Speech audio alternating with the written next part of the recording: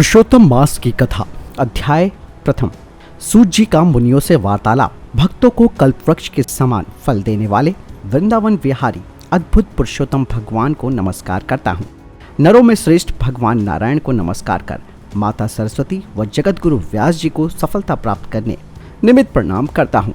नैमिषारण्य क्षेत्र में यज्ञ करने के लिए असित, देवल, बैल, सुमंत, पीपलोचन, सुमित, कश्यप, ज्वाली, भृगु, अंगीरा, वामदेव, सुतिषण, शारभंग, परपत, आपस्तंभ, मांडव्य, अगस्त्य, कात्यायन, रवितर, श्रीभु, कपिल, रैभ्य, गौतम, मुद्गल, कौशिक, गालव, ऋतुआत्री, विभ्रु, ऋत्रथ, शक्ति, बुद्ध, बौद्धम, वसु, कौंडल्य, पृथु, हस्ति, धूम्र, शंकु, संस्कृति, शनि, विभांडक, पंक, गर्ग, कड़ाद, जमदाग्नि, भारद्वाज, धूपम, मौन, भार्गव, कर्कश, रौनक, शौनक, शतानंद, विशालाक्ष, विष्णुवृद्धि, जर्जर, जंप, जंगम, पारपाशघर, पूर्व महाकाव्य, जैमिनी, महाग्रीव, महाभाउ, दामोदर, महाबल, उद्दालक, महासेन, आरती, आत्र, अमालक प्रिया, उर्गपाद, एकपाद, दुर्धर, उग्रशील, जलाशी, पिंगल, अत्रि, शिभु, शांडीर तथा करुण, काल, कवल्य, कलाधर, श्वेत बाहु, सोमपाद, कद्रु, कलाग्नि, रुद्राक, श्वेताश्वर, शारभंग, पृथुश्रवा आदि ब्रह्मनिष्ठ व वेद पाठी ऋषिगण अपने शिष्यों सहित संसार के उपकार करने के विचार से नैमिषारण्य क्षेत्र में यज्ञ करने के विचार से आए थे कि उसी स्थान पर सूत जी भी भ्रमण करते हुए आ पहुंचे। वहां सूत जी ने संसार सागर से पार उतरने वाले ऋषिगणों को शिष्यों सहित पाया तो नमस्कार करके सूत जी आनंदमग्न हो गए। ऋषियों ने प्रसन्नमुख, शांत, सद्गुणयुक्त, परमार्थी, आनंद स्वरूप मुनि सूत जी को ऊर्ध्वपुंड धारे नाम मुद्रा युक्त शंख चक्र लिए, गोपी चंदन लगाए, तुलसी माला व जटाओं का मुकुट घेरे हुए देखा। ये सब शास्त्रों के सारज्ञाता जगत गुरु समान थे। वेद व्यास जी के कृपा पात्र होकर वे भी व्यास जी समान ही इच्छा रहित थे। इनको देखकर समस्त मुनिजन एक साथ ही उठकर खड़े हो गए।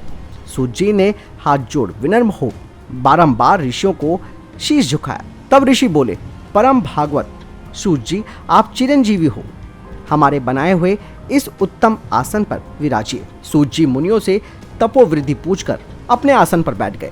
जब सूत जी की थकान दूर हुई तो मुनियों ने पुण्य कथा सुनने के विचार से सूत जी से कहा। तब ऋषि बोले, हे सूत जी, आप महाभाग्यवान हो।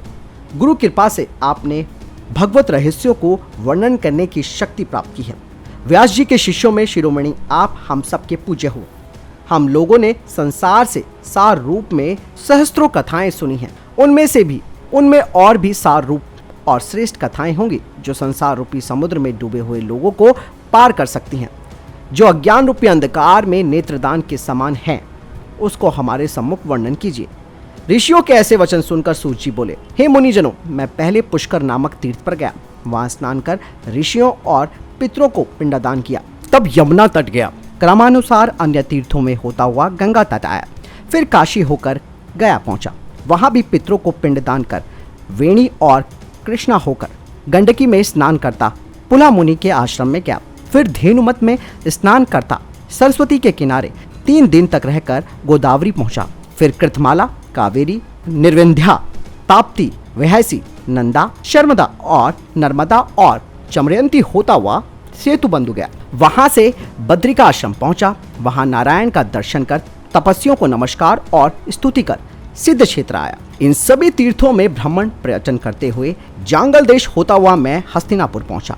वहां पर महापुण्यवान राजा परीक्षित बहुत से ऋषियों के साथ गंगा को जा रहा था। उनमें कोई देवऋषि था तो कोई निराहारी, कोई वायु भक्षण करने वाला, कोई पत्ते खाकर रहने वाला, कोई केवल श्वास के बल पर जीने वाला, कोई फलहारी, कोई फेन का आहार करता था। हे प्रभु, मैं उनसे पूछने गया था, कौन से ऋषि हैं? ये सब मुझे विस्तार पूर्वक बताइए। सूत जी बोले, नारायण नारद जी के इन वचनों को सुन 2 घड़ी के लिए मन एकाग्र कर पुरुषोत्तम देवता का परिचय देते हुए बोले, पुरुषोत्तम नाम एक मास का है, यानी कि महीने का है, जिसके स्वामी कृपा सिंधु पुरुषोत्तम कहलाते हैं। इसीलिए इसको ऋषि पुरुषोत्तम मास कहते हैं। इसका व्रत करने से पुरुषोत्तम भगवान प्रसन्न होते हैं। नारद जी बोले, मैंने स्वामियों सहित चैत्रादि मास तो सुने हैं, किंतु हे नाथ, पुरुषोत्तम मास कभी नहीं सुना। पुरुषोत्तम मास कौन सा मास है जिसके स्वामी दया सिंधु है? पुरुषोत्तम कहाँ से आया है, ये मुझे कृपा करके बताइए। उस माह का क्या स्वरूप है, क्या विधान है, व्रत में क्या करना चाहिए, हे स्वामी ये सब मुझे बताइए। उसमें जप, पूजा, उपवास आदि का क्या विधान है, उसके करने से कौन से देवता प्रसन्न होकर फल देते हैं, सो कहिए। सूत जी बोले, नारद जी के संसार का हित करने वाले इस प्रश्न को सुनकर नारायण चंद्रमा के समान शांति देने वाले मधुर शब्द कहते हुए बोले। इसके बाद शुरू होगा तीसरा अध्याय, जिसे हम आपको अगले वीडियो में बताएंगे।